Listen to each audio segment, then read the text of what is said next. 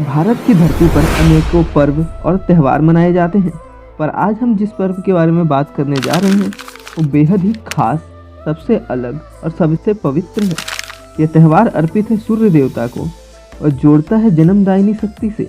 लेकिन क्या आप जानते हैं कि इस पर्व के पीछे एक रहस्य भी है जो इसे और भी अद्भुत बनाता है? जी हाँ, हम बात कर रहे हैं बिहार के उस स्थान की जहाँ हर साल छठ पूजा का अनोखा दृश्य देखने को मिलता है। और ये स्थान है गंगा नदी का पावन घाट। हर साल यहाँ लाखों लोग जमा होते हैं, सूर्य को अर्घ्य देते हैं। लेकिन आखिर ये पर्व इतना खास क्यों है? चलिए एक अनोखी कहानी के जरिए इसे समझते हैं। कहते हैं कि बहुत समय पहले महाराजा प्रियव्रत और उनकी पत्नी मालिनी के यहाँ कोई संतान नहीं थी। उन्होंने भगवान से संतान प्राप्ति के लिए प्रार्थना की। आखिरकार उनकी प्रार्थना सुनी गई, लेकिन दुर्भाग्य से उनका पुत्र जन्म के समय ही मृत्यु को प्राप्त हो गया। निराश और दुखी होकर राजा ने अपने जीवन त्यागने का निश्चय किया।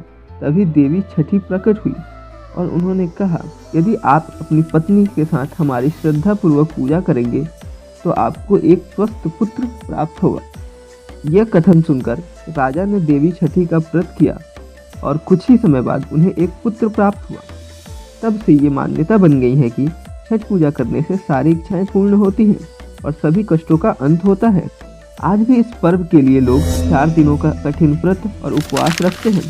पहले दिन नहाए खाए, दूसरे दिन खरना, तीसरे दिन संध्या आर्घ्य और चौथे दिन उषा अर्घ्य होता है। इस पूजा में हर नियम का पालन किया जाता है और मान्यता है कि जो इस व्रत को निभाता है उसकी हर मनोकामनाएं पूर्ण होती हैं। लेकिन इस पूजा की एक और खास बात है कि ये पूजा न केवल बिहार में बल्कि भारत के कई हिस्सों में और यहाँ तक कि विदेशों में भी बड़ी धूमधाम से मनाया जाता है। इससे हमें भारत की सांस्कृतिक एकता का एहसास होता है। तो क्या आपने कभी सोचा है कि एक त्यौहार जिसने भारत के अलग अलग हिस्सों के लोगों को एक साथ जोड़ा है, इतना पवित्र क्यों माना जाता है? क्या आप जानते हैं कि इसे सूर्य के साथ साथ प्राकृतिक और विज्ञान का भी मेल है? यही छठ पूजा का महत्व है, हमारी आस्था, संस्कृति और विज्ञान का संगम है। धन्यवाद। मिलते हैं अगले एपिसोड में किसी और नए टॉपिक के साथ। तब तक के लिए जय हिंद।